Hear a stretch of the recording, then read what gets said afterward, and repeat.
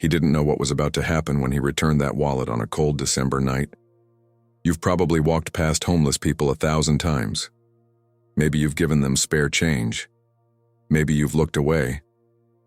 But what if one small act of honesty could transform everything? Marcus had been living on the streets for 3 years. Every night he slept under the same bridge, wrapped in newspapers and an old blanket someone had thrown away. His hands were cracked from the cold, his stomach empty for days. That night, as he searched through a dumpster behind a restaurant, something caught his eye. A leather wallet, expensive looking, lying next to a pile of garbage bags. Most people in his situation would have taken the cash and run. There were at least $500 inside, enough for a warm bed, hot meals, maybe even new clothes. But Marcus held that wallet in his trembling hands and felt something stir inside him. Have you ever faced a choice between survival and doing what's right? Have you ever wondered if anyone would notice if you chose yourself just once? The wallet belonged to someone named David Chen. Business cards, credit cards, family photos. A life Marcus could only dream of having. He stared at the picture of a smiling family, a wife, 2 kids, a golden retriever. The kind of life he'd lost when the factory closed and the bills piled up and everything spiraled out of control. He could have disappeared into the night with that money. No one would have known. No one would have blamed him. After all, when you're invisible to the world, who's keeping track of your choices? But Marcus did something that would change everything. He walked 3 miles in worn-out shoes to the address on the driver's license. His feet were bleeding by the time he reached the suburban house with its perfect lawn and Christmas lights. When he rang the doorbell at 11 p.m., he didn't know he was about to ring in a completely new chapter of his life. He didn't know that sometimes the universe has been waiting for you to pass just one test. Sometimes all it takes is choosing honor over hunger, integrity over instant relief. What would you have done in that moment? Would you have taken the money and justified it as survival? Or would you have walked those 3 painful miles believing that doing the right thing still matters, even when life has taken everything from you? Marcus was about to find out that some choices echo through eternity. Some decisions open doors you never knew existed. And sometimes when you give back what isn't yours, the universe gives you something you never dared to dream of. The door opened, and David Chen stood there in his pajamas, confusion written across his face. You can imagine the scene. A successful businessman, probably ready to call the police, suddenly face to face with a homeless man at his doorstep. The kind of encounter that usually ends with locked doors and whispered fears. But Marcus simply held out the wallet. I found this. I think it belongs to you. David's eyes widened. He'd been frantically searching for that wallet all evening. It contained not just money but irreplaceable family photos, his late father's lucky coin, business cards for a deal that could make or break his company. You walked here to return this? David's voice cracked with disbelief. How often do we assume the worst about people based on their appearance? How many times have we crossed the street to avoid someone who might have been carrying more integrity in their worn-out pockets than we hold in our designer suits? Marcus nodded, already turning to leave. He'd done what he came to do, but David grabbed his arm gently. Wait, please come inside. You must be freezing. The warmth of that house hit Marcus like a wave. He hadn't felt real heating in 3 years. The smell of dinner still lingered in the air. Rosemary chicken, fresh bread. His stomach clenched with a hunger so deep it felt like grief. I can't, Marcus said. I just wanted to do the right thing. David's wife, Linda, appeared at the top of the stairs. Instead of fear, her face showed something Marcus hadn't seen directed at him in years. Genuine concern. David, invite him in. It's freezing outside. When was the last time someone looked at you and saw past your circumstances to your humanity? When did someone last invite you in from the cold, not because of what you could offer them, but because you were a fellow human being in need? They convinced Marcus to stay for tea. Just tea, he insisted. But as he sat at their kitchen table, his hands wrapped around the warm mug, something shifted in the room. David kept staring at him, not with suspicion, but with a growing sense of recognition. "You look familiar," David said slowly. "Have we met before?" Marcus shook his head. He'd been invisible for so long he'd forgotten what it felt like to be seen. Really seen. Not as a problem to be solved or a danger to be avoided, but as a person with a story. Linda brought out leftover dinner without asking. Pride and hunger battled in Marcus's chest, but hunger won. As he ate, trying not to show how desperately he needed this meal, David suddenly stood up, his face pale. "Oh my God. Marcus?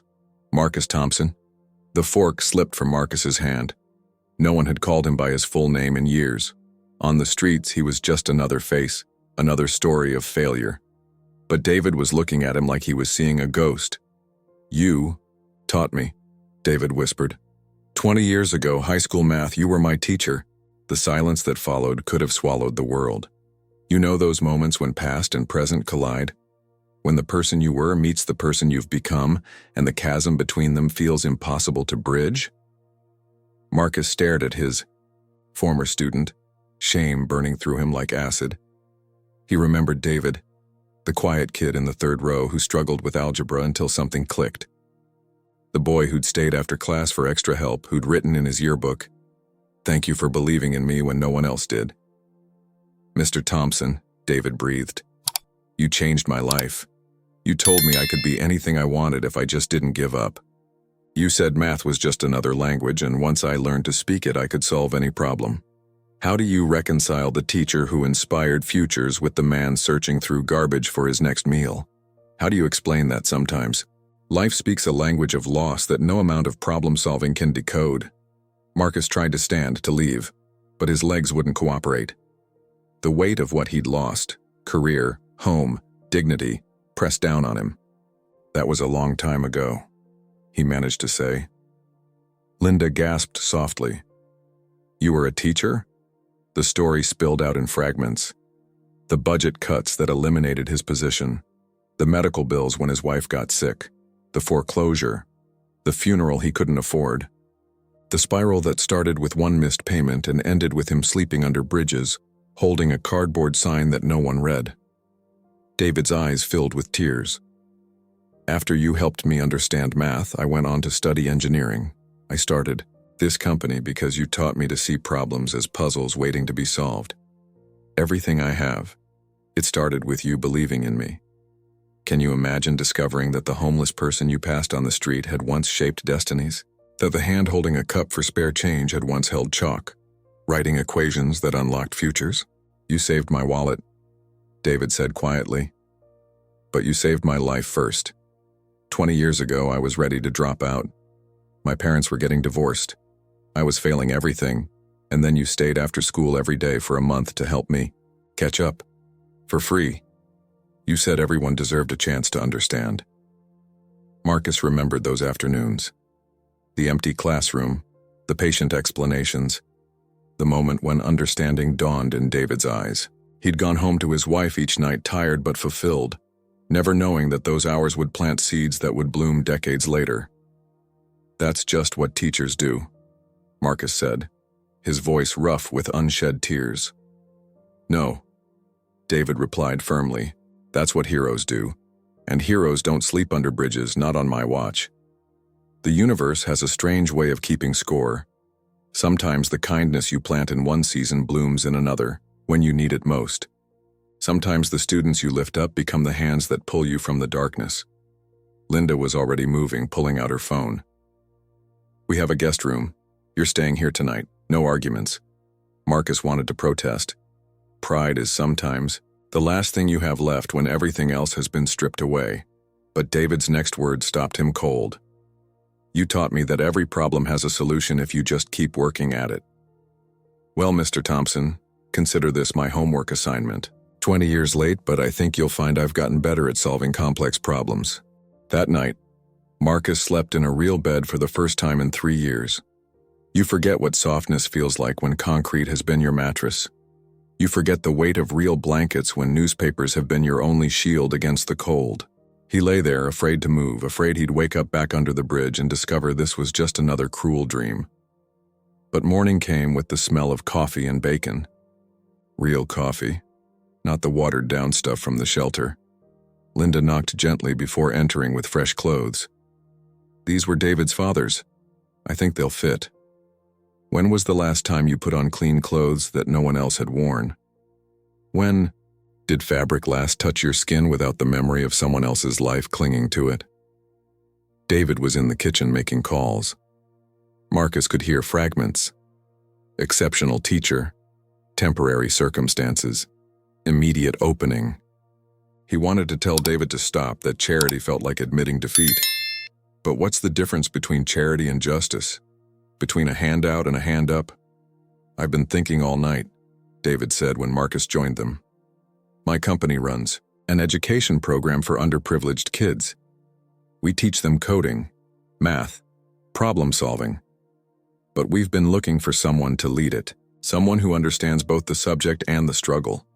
Marcus's hands trembled around his coffee mug. I haven't taught in years. I don't even have a valid license anymore. We can work on that, but you have something no license can give. You understand what it's like to be written off, to be invisible. These kids we're trying to reach, they need someone who's been in the darkness and found their way back. Do you know what resurrection feels like? It's not a dramatic moment of transformation. It's a series of small returns, the return of purpose, of dignity, of the belief that you still have something to offer the world. Linda pulled out a tablet, showing Marcus videos of the program. Kids from the inner city, the same neighborhoods, where hope goes to die, learning to code, solving problems, their faces lighting up with understanding. We have the technology, David explained. We have the funding. What we don't have is someone who can reach them. Someone who knows that sometimes the difference between success and failure is just one person believing in you. Marcus watched those young faces on the screen and saw himself 20 years ago, staying after school, changing lives one equation at a time. He saw David, struggling with algebra, frustrated and ready to give up. He saw all the students he'd lost the chance to teach when the budget cuts came. I don't know if I can do this, he admitted. I'm not the man I was. No, David agreed. You're stronger. You've survived what would break most people. You kept your integrity when you had every reason to let it go. Last night you could have taken that money and disappeared. Instead, you walked 3 miles in torn shoes to return it. That's the kind of teacher these kids need. Sometimes the very thing that breaks you becomes the thing that qualifies you. Sometimes your greatest failure becomes your most powerful testimony. Sometimes you have to lose everything to understand what really matters. Linda handed him a business card. There's an apartment above the community center where the program runs. It's yours if you want it. Consider it a signing bonus. Marcus stared at that card like it was written in a foreign language. An address, a job title, a phone number. The components of a life he thought he'd never have again. Why? He asked, his voice breaking. Why would you do this for me? David's answer was simple. Because 20 years ago you did it for me.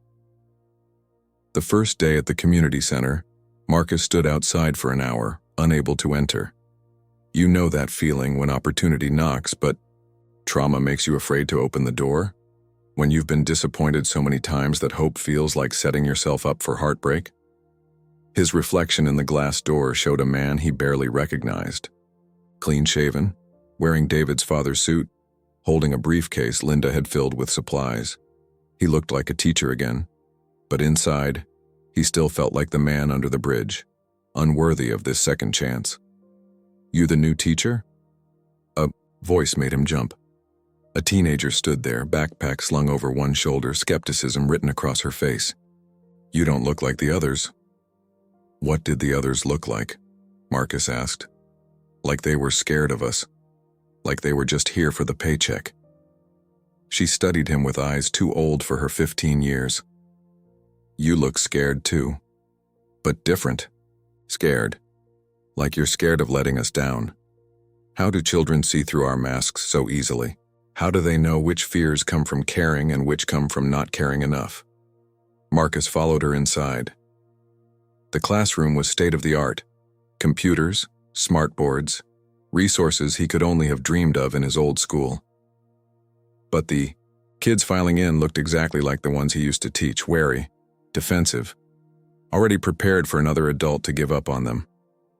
"I'm Mr. Thompson," he began, his voice steadier than he felt. "I'm here to teach you math and coding. But first, I want to tell you something. 3 years ago, I was sleeping under a bridge. The room went silent. You could have heard hope dropping like a pin. I lost my job, my wife, my home. Everything I thought defined me. I know what it's like to be invisible, to have people cross the street to avoid you, to wonder if you'll ever be anything more than your worst moment." One boy in the back straightened up. A girl stopped texting. They were listening now, really listening, because suffering recognizes suffering. Truth recognizes truth. But I also know that math doesn't care about your address.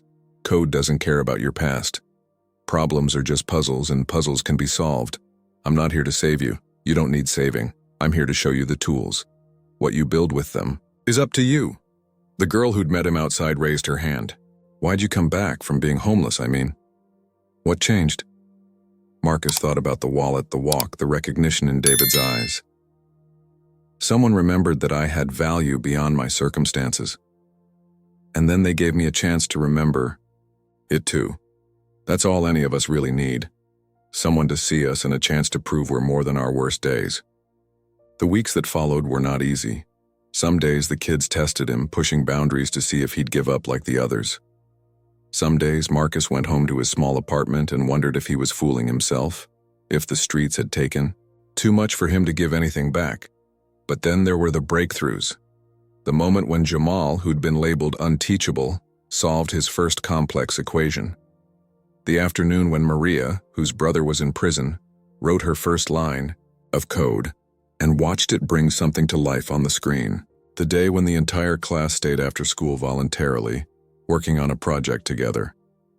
"You're different," Keisha told him one day. She was 17, brilliant, but carrying the weight of raising her younger siblings alone. "You teach like it matters." "It does matter," Marcus replied. "Every problem you solve here is practice for solving the problems out there. And trust me, the world needs problem solvers who understand struggle." Do you know what purpose feels like when it returns? It's not a lightning bolt. It's a steady flame that grows stronger each day, fed by small victories and stubborn hope. And Marcus was learning that sometimes the greatest qualification for changing lives is having had your own life changed by someone who believed in you when you couldn't believe in yourself. 6 months later, David visited the center to see the program's progress. You should have seen his face when he walked into that classroom. 25 kids, the ones everyone else had written off, working in concentrated silence. Codes flowing across screens, equations filling whiteboards. And in the center of it all, Marcus, moving from student to student with the patience of someone who understood that learning is just another word for not giving up. "Mr. Chen," one of the students called out. "Check this out. I made a program that calculates how much my mom saves with coupons." Another student pulled him over. "I'm building an app to help people find free meals in the city." Mr. T said the best code solves real problems. David watched, his eyes filling with tears he didn't try to hide. This was his old teacher, but also something more. This was someone who'd been forged in the fire of loss and emerged not harder, but softer in all the right places. "How many have enrolled in college prep?" David asked during the break. 18 so far, Marcus replied. 3 have full scholarships, lined up. Keisha got into MIT. MIT? David was stunned. These were kids from neighborhoods where college was a fairy tale, where survival was the only curriculum that mattered. She's brilliant. She just needed someone to show her that brilliance isn't about where you come from. It's about where you're willing to go. But the universe wasn't done with its surprises. That afternoon, a news crew showed up. Someone had leaked the story. The homeless teacher who'd returned a wallet and found his way back to the classroom. David tried to stop them, but Marcus surprised him. "Let them film," he said quietly. "If one person sees this and realizes that rock bottom isn't the end, if one teacher holds on a little longer, If one kid believes they can rise above their circumstances, then it's worth it. The interview was raw, honest. Marcus didn't hide the nights he'd spent hungry, the days he'd felt invisible, the moments when giving up seemed like the only option. But he also talked about the wallet, about choice, about how integrity is the one thing no one can take from you. You returned that wallet when you had nothing, the reporter said. Why? Marcus looked directly into the camera, speaking to everyone who'd ever faced that choice between survival and principle. Because having nothing on the outside doesn't mean you have to have nothing on the inside.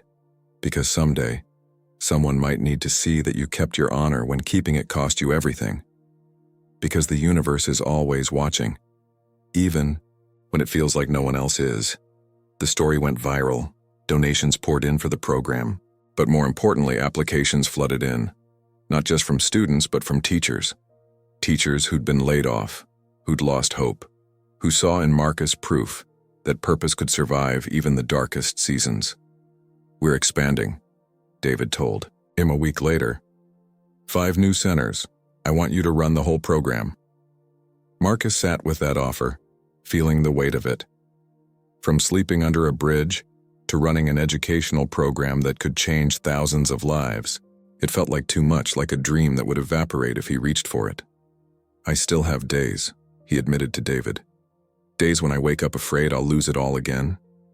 Days when I feel like I'm pretending to be someone I'm not anymore. Good, David replied. That means you'll never take it for granted. That means you'll remember what it's like for the kids who are where you were. That's not a weakness, Mr. Thompson. That's your superpower. And in that moment, Marcus understood. His homelessness wasn't a chapter to forget. It was a credential no university could provide. It was his qualification to reach the unreachable, to believe in the unbelievable, to prove that everyone has something to teach and everyone has something to learn. The program grew, but Marcus never forgot where he came from. Every Thursday night, you'd find him at the shelter where he used to stay. Not as a client anymore, but as a teacher. He'd set up a small classroom in the corner, teaching basic math and computer skills to anyone who wanted to learn. Education isn't just for kids, he'd tell anyone who'd listen. Sometimes life knocks you down after you thought you were done learning, but that's when the most important lessons begin. One night, a man approached him after class, 50s, weathered, carrying his life in a backpack. I used to be an engineer, he said quietly. Haven't solved an equation in 5 years. Figured that part of me was dead. Marcus handed him a marker. Show me what you remember. The man's hand shook as he approached the whiteboard. But muscle memory is a powerful thing. Soon equations flowed, rust falling away with each stroke. By the end, he was solving problems Marcus had put up for advanced students. Still got it, the man whispered, staring at his work like he was seeing an old friend. Never lost it, Marcus corrected. It was just waiting for you to come back. Do you know what it means to restore someone's belief in their own capabilities? To remind them that circumstances don't erase expertise, that homelessness doesn't delete who you were and who you can be again? Word spread. The Thursday night classes grew. Business owners started showing up not to volunteer, but to recruit. They'd learned what Marcus already knew, that talent doesn't always come in expected packages, that brilliance can sleep under bridges, that sometimes the best employees are the ones who understand what it means to lose everything and still show up. Linda started a support group for the families. She'd meet with wives, husbands, children of Marcus's students, helping them understand that their loved one's journey back wasn't just about getting a job. It was about reclaiming an identity that trauma had tried to steal. My husband smiles. Again, one woman told her. I haven't seen him smile in 2 years. He comes home from Marcus's class and solves problems for fun, like he used to. But perhaps the most powerful moment came when one of Marcus's teenage students, Jamal, brought his father to class. The man hung back, embarrassed, until Jamal literally dragged him forward. This is my dad, Jamal announced. He needs to remember he's smart too. The circle was completing itself, children teaching parents that it's never too late. Students becoming teachers. the helped becoming helpers. Each person who rediscovered their worth went on to help someone else remember theirs. Marcus watched it all with a mixture of pride and humility. He'd returned a wallet and received a life. But more than that, he'd learned that sometimes the greatest gift you can give someone isn't money or food or even shelter. It's the reminder that they still have something to offer. "You started something," David told him one evening, watching the shelter classroom bustling with activity. "This is bigger than either of us imagined." "I didn't start anything," Marcus replied. "I just remembered what you told me 20 years ago, that everyone deserves a chance to understand. Turns out, that includes understanding yourself." The local news did a follow-up story. The homeless teacher was no longer homeless, but he hadn't left his past behind. He'd transformed it into a bridge, helping others cross from where they were to where they could be. "What's next?" the reporter asked. Marcus smiled, thinking of all the shelters that could use classrooms, all the forgotten brilliance waiting to be remembered, all the Davids who needed to meet their Mr. Thompsons. "What's next is today," he said. "Today, someone will remember they're more than their circumstances. Today, someone will solve their first problem in years. Today, someone will realize that rock bottom is just a foundation to build on. That's always what's next." And watching him, surrounded by students of all ages, all backgrounds, all levels of brokenness and healing, you could see it. The multiplication of hope, the compound interest of kindness, the proof that one small act of integrity can ripple through the universe in ways we never imagine. The letter arrived on a Tuesday, exactly 1 year after Marcus had returned the wallet. You know how some moments feel like they're arriving from another lifetime, like the universe is connecting dots you didn't even know existed? Marcus stared at the return address, the National Education Foundation. Inside, an invitation that made his hands shake. They wanted to honor him with their Lifetime Achievement Award. Him, the man who'd spent 3 years invisible, whose lifetime had included achievements no one celebrates. Surviving winters without heat, maintaining dignity without an address, keeping hope alive when hope seemed foolish. "You have to accept," David insisted when Marcus called him. "This isn't just about you anymore." But that was the problem. Accepting meant standing in front of hundreds of successful educators and admitting he'd been homeless. It meant being vulnerable on a stage when he'd spent years trying to be invisible on the streets. "What if they think I'm a fraud?" Marcus asked. "What if they wonder how someone who couldn't even keep a roof over his head could teach anyone anything?" "Then they'll learn the most important lesson of all," Linda said gently. "That teachers aren't perfect, they're human. And sometimes the most powerful teachers are the ones who've been students in the school of hard knocks." The night of the ceremony, Marcus stood backstage fighting the urge to run. He could see the audience, principals, superintendents, teachers who'd never missed a paycheck. How could they understand? But then he spotted them. Keisha, in her MIT sweatshirt. Jamal, wearing a suit for the first time in his life. Maria, David, Linda. His Thursday night students from the shelter, his kids from the community center. They'd all come. When his name was called, their applause was thunder. "I'm supposed to talk about achievement," Marcus began, his voice steady, despite his racing heart. "But I want to talk about failure, about the achievement of getting up when life has knocked you down so hard you can't remember what standing felt like." The room was silent. You could feel the shift, the moment when a speech becomes a testimony. 3 years ago, I was sleeping under a bridge. I'd lost everything: job, home, family. I was invisible. The kind of person you cross the street to, avoid. The kind of teacher who couldn't even teach himself how to survive. He paused, finding Keisha's eyes in the crowd. She nodded, encouraging him. But then I found a wallet. And I had a choice: take the money and eat for a month, or return it and stay hungry. I chose to return it. Not because I'm noble, but because, when you've lost everything else, integrity is the only thing you have left that no one can take. The audience leaned forward. This wasn't the usual acceptance speech about dedication and lesson plans. That wallet belonged to my former student, David Chen. He gave me a job, a chance, a reason to believe I still had something to offer. But here's what I learned. We all have something to offer. The homeless veteran has leadership skills. The struggling single mother has time management expertise. The kid from the wrong side of town has problem-solving abilities you can't teach in any classroom. Marcus's voice grew stronger. Education isn't about perfect teachers and ideal conditions. It's about seeing potential where others see problems. It's about remembering that every student, whether they're 8 or 80, housed or homeless, carries brilliance that circumstances can't erase. He looked at his Thursday night students. I teach adults who've lost their way. They come to class after surviving another day on the streets. They solve equations with hands that shake from cold. They write code on computers they'll never own, and they do it because learning is an act of rebellion against a world that's written them off. The standing ovation started in the back, with his students. It spread forward like a wave, reaching the prestigious educators who were wiping tears from their eyes. This award doesn't belong to me, Marcus concluded.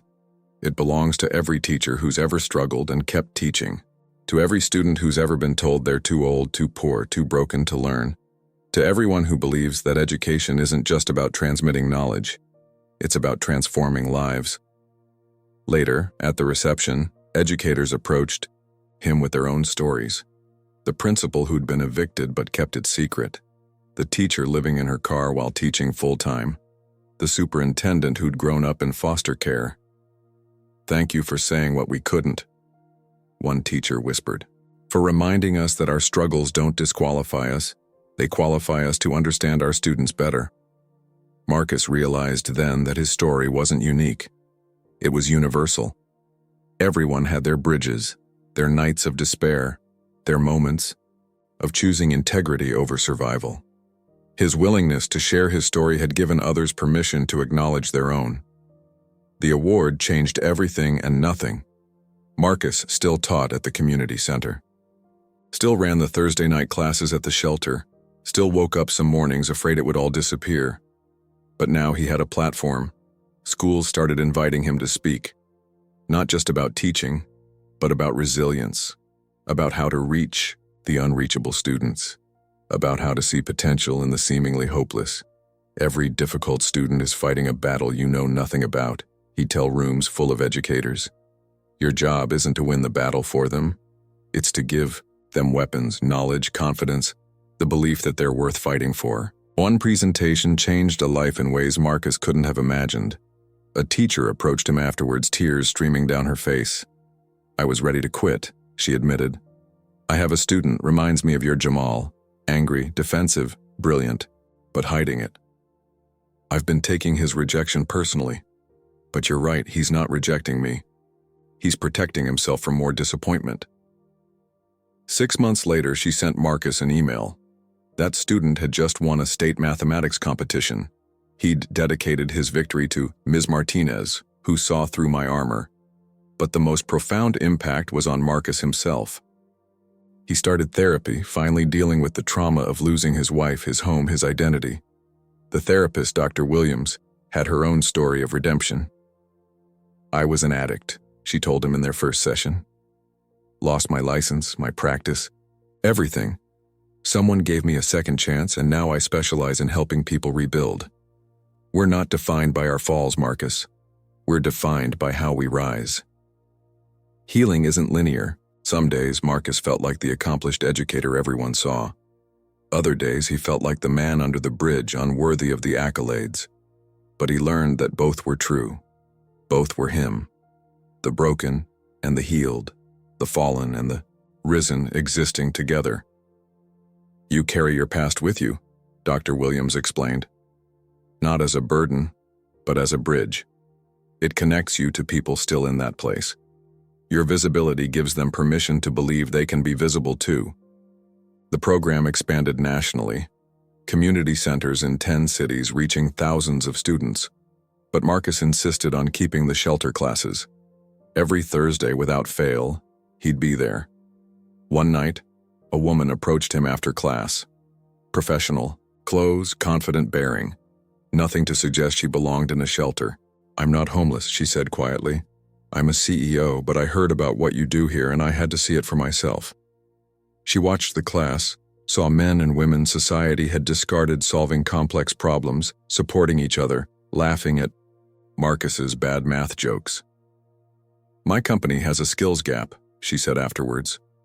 "We can't find qualified workers, but I think I've been looking in the wrong places." Within a month, 5 of Marcus's shelter students had jobs at her tech company. Within 6 months, they were training others. The cycle continued, those who'd been lifted up reaching back to lift others. "It's not charity," the CEO told a business journal. "It's recognizing that talent doesn't always come from traditional sources. Some of my best problem solvers are people who've had to solve the problem of survival. They bring perspectives and resilience that you can't teach in any MBA program." Marcus kept a photo on his desk now. It showed him under the bridge, taken by another homeless person who'd had a disposable camera. Next to it, a photo from the award ceremony. Same man, different worlds, but the eyes were the same. Still kind, still believing that everyone deserves a chance to understand. "Which one is the real you?" a student once asked, looking at the photos. "Both," Marcus replied. "The teacher who lost everything and the teacher who found it again. They're both me. And knowing that is what makes me able to teach you. Because that's the secret, isn't it? We're all both. We're all the person who falls and the person who rises. The one who fails and the one who succeeds. The teacher and the student. Changing places as life demands. Learning that the only real failure is refusing to get back up." 2 years after returning the wallet, Marcus received an unexpected call. "Mr. Thompson? This is Jennifer from Child Services. We have a teenager here who's aging out of foster care. She's brilliant but difficult. Been through 12 placements. She heard about your program and refuses to go anywhere else. You know how some moments feel orchestrated by forces beyond our understanding? How sometimes the universe sends you exactly what you need to complete your healing." Marcus met Sarah the next day, 17 defensive, carrying her belongings in a garbage bag. The same type of bag Marcus had used to keep his possessions dry under the bridge. "So you're the famous homeless teacher," she said, arms crossed. "Let me guess. You're going to tell me that education is my ticket out? That if I just work hard enough I can overcome my circumstances?" Marcus smiled. "No. I'm going to tell you that you're already overcoming. Surviving the system for 17 years takes more intelligence than any test can measure. I'm just here to show you how to apply those survival skills to different problems." Sarah's walls didn't come down easily. She tested every boundary, challenged every lesson, looked for proof that Marcus would give up on her like everyone else had. But Marcus had learned patience under that bridge. He'd learned that sometimes the people who push you away the hardest are the ones who need you to stay the most. "Why do you care?" she asked one day after a particularly difficult session. "What's in it for you?" Marcus pulled out the photo of himself under the bridge. "Someone cared when I had nothing to offer. Someone saw value in me when I couldn't see it in myself. That's what's in it for me. The chance to be for you what David was for me." Sarah stared at the photo. "You really lived on the streets?" "For 3 years. I know what it's like to carry your life in a bag, to have no one to call when things go wrong, to wonder if you'll ever be more than your circumstances." That was the breakthrough. Not the math lessons or the coding exercises, but the moment Sarah realized Marcus understood, really understood, that his compassion came from comprehension, not condescension. She threw herself into learning with the ferocity of someone who'd just discovered hope. Math became her language for making sense of chaos. Coding became her way of creating order from disorder. And slowly, miraculously, she began to believe. "I want to go to college," she told Marcus 6 months later. "Everyone says it's impossible. Foster kids don't go to college. But you were homeless and you came back. So maybe impossible is just another problem to solve." Marcus helped her apply for scholarships, wrote recommendation letters that told the truth. That Sarah was difficult, because life had been difficult. To her, that her sharp edges were armor, that beneath the defense mechanisms was a mind that could change the world. The acceptance letter from Stanford came on a Thursday. Marcus was teaching at the shelter when Sarah burst through the door. waving the envelope like a flag of victory. "I got in!" she screamed, not caring that she was interrupting a lesson on algorithms. "Mr. T, I got in!" The entire class erupted in celebration. These men and women who society had written off, cheering for a foster kid who'd beaten odds they understood too well. There wasn't a dry eye in the room. "How does it feel?" Marcus asked, hugging her as she sobbed with joy. "Like I'm finally visible," she whispered. "Like I matter." That night, Marcus went home and cried. Cried for the teacher he'd been, the man he'd lost, the person he'd become. Cried because Sarah's victory felt like the universe's way of saying his journey had purpose. But the story wasn't over. Sarah insisted on speaking at the community center's graduation ceremony. Standing before hundreds of students and supporters, she held that Stanford acceptance letter and spoke truth. They say foster kids don't go to college. They say we're too damaged, too difficult, too far behind. But Mr. Thompson taught me something. He taught me that too is just another word for very. I'm not too difficult. I'm very strong. I'm not too far behind. I'm very experienced in catching up. I'm not too damaged. I'm very skilled at healing. She looked at Marcus in the front row. 2 years ago, this man returned a wallet when he had nothing. That act of integrity started a chain reaction that reached me.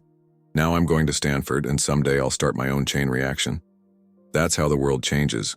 One returned wallet, one second chance, one stubborn teacher at a time. The media picked up the story. The homeless teacher and the foster kid headed to Stanford. But Marcus and Sarah knew it was bigger than that. It was about all the Sarahs still in the system, all the Marcuses still under bridges, all the connections waiting to be made. "What are you going to study?" a reporter asked Sarah. "Education and computer science," she replied without hesitation. "I'm going to create technology that helps kids like me access education, because everyone deserves someone who understands." 5 years after returning the wallet, Marcus stood before Congress. You never know where a single act of integrity will lead. When he'd walked those 3 miles in torn shoes, he never imagined it would bring him to the nation's capital, testifying about education and homelessness. "Senators," he began, his voice carrying the authority of lived experience, "we have a crisis in this country. But it's not the crisis you think. It's not just about homelessness or education funding. It's about how we see human potential." The committee room was packed. David and Linda were there. Keisha, now graduating from MIT. Jamal, in his first year of engineering school. Sarah, home from Stanford. His Thursday night students. All witnesses to what happens when someone believes in the discarded. "I was homeless for 3 years, Marcus continued, "but I never stopped being a teacher. The man sleeping under the bridge had the same knowledge, the same passion, the same ability to change lives. What I lacked wasn't capability. It was opportunity." He showed them the statistics, the thousands of students reached through the program, the employment rates, the college admissions. But more than numbers, he told them stories. There's Michael, a veteran who now teaches cybersecurity. He lived in his car for 2 years, but his military encryption skills never left. There's Dr. Patricia, who lost her medical license to addiction, but now teaches anatomy to pre-med students from underserved communities. There's James, who went from panhandling to programming, a senator interrupted. "These sound like exceptional cases, Mr. Thompson. Surely not everyone on the streets has such potential," Marcus smiled. "With respect, Senator, that's exactly the bias we need to overcome. We see homelessness and assume worthlessness. We see struggle and assume inability. But every person on the streets has a story, skills, dreams that circumstances couldn't kill." He pulled out a worn piece of paper. "This is a poem written by one of my students. He's 63, been homeless for 8 years. Listen to these words and tell me this man has no potential." The poem spoke of resilience, of dignity maintained against all odds, of hope that survived when everything else died. The room was silent when Marcus finished reading. "We're not asking for handouts," Marcus said. "We're asking for hand-ups, for recognition that talent doesn't expire, that circumstances don't erase capability, that sometimes the best teachers are those who've graduated from the University of Adversity." The federal funding came through 6 months later. $50 million to expand the program nationwide. But for Marcus, the real victory was smaller and more personal. The senator's brother, Thomas, started attending Thursday night classes. Suspicious at first, convinced his engineering days were behind him. But Marcus paired him with Michael, the veteran teaching cybersecurity. Peer to peer, soldier to soldier. Within a year, Thomas was teaching a class on structural engineering. His hands still shook sometimes, nightmares still came, but purpose had returned, and with it, reasons to keep fighting. The program now operated in all 50 states. Community centers, shelters, libraries, anywhere people gathered who needed reminding of their worth. Teachers came from all backgrounds, united by understanding that education wasn't about perfection, but about progress. Sarah called from Stanford. She'd developed an app that connected homeless individuals with educational resources. "It's called The Wallet," she said, "because sometimes returning what isn't yours gives you everything that is." Marcus smiled. From one returned wallet to a nationwide movement. From a teacher under a bridge to testimony before Congress. The circle had grown beyond anything he could have imagined. 10 years later, Marcus stood again under the bridge where he'd once slept. You might think returning would be painful, but for Marcus, it was pilgrimage. Every year on the anniversary of finding the wallet, he came here to remember. Not to dwell on pain, but to measure distance traveled. The bridge looked different now. The city had installed lights, security cameras, services for the homeless. Part of an initiative sparked by Marcus's story, by the growing recognition that the people under bridges were people, period. "Mr. T?" a voice called out. Marcus turned to see a young man, clean-cut, wearing a Google badge. "It's me, Jamal." Marcus had followed all his students' journeys, but seeing them thriving never got old. Jamal had graduated with honors, recruited by tech giants, living a life his younger self couldn't have imagined. "What are you doing here?" Jamal asked. Remembering, Marcus replied. "And you?" "Same. I come here when imposter syndrome hits, when I'm sitting in meetings with people who went to prep schools and I feel like I don't belong. I remember you teaching me calculus while sirens wailed outside. I remember that belonging isn't about where you come from, it's about where you're going." They stood together, teacher and student, both far from where they'd started. "I have news," Jamal said. "I'm starting a nonprofit, Tech Education for Kids in Juvenile Detention. I figure if you could reach me when I was angry at the world, maybe I can reach them. The multiplication effect, each person touched by hope becoming a toucher of others." Marcus had seen it hundreds of times now, but it still moved him. "Oh, and Sarah's here too," Jamal added. "She should be." "There she is." Sarah approached, no longer the defensive teenager, but a confident woman. Her Stanford education had led to a successful career, but more importantly, it had led her home. "The old crew back together?" She smiled. "Did Jamal tell you? We're partnering on the Juvenile Detention Project. My app will provide the platform. His expertise will create the curriculum. And we want you to advise," Jamal added. "Who better than the man who taught us that everyone deserves a second chance?" Marcus looked at these two brilliant souls who'd emerged from chaos. "I'll do more than advise. I'll teach. Those kids need to see that their teachers understand their struggle."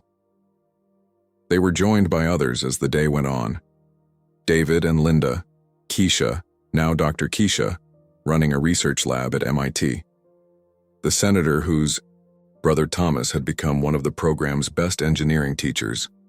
Michael the veteran, Patricia the former doctor, all the Thursday night students who'd rebuilt their lives one equation at a time.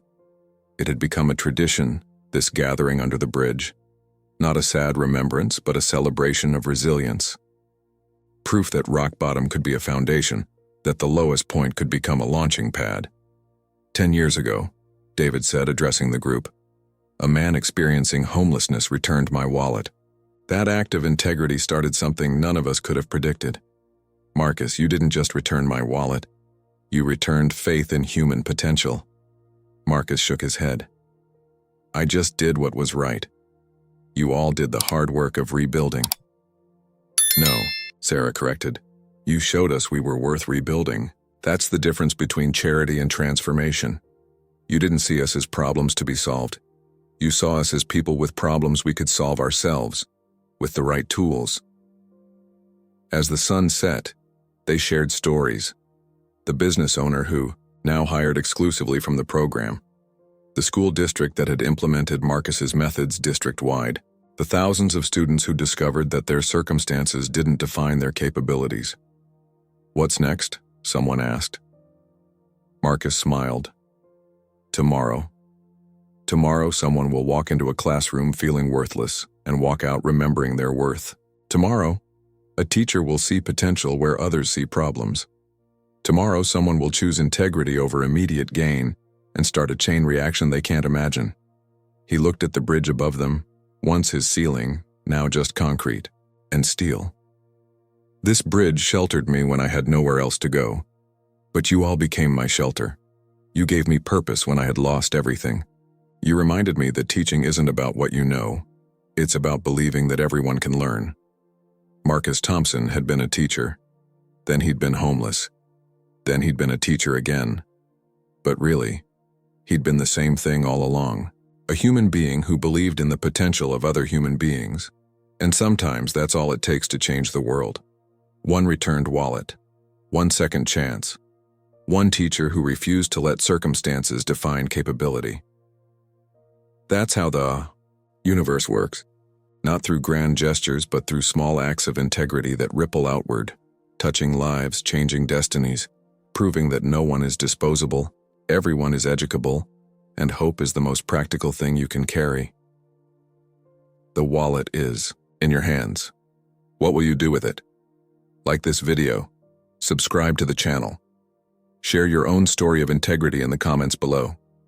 This channel is for those who believe that small acts of honesty can change the world. One returned wallet at a time.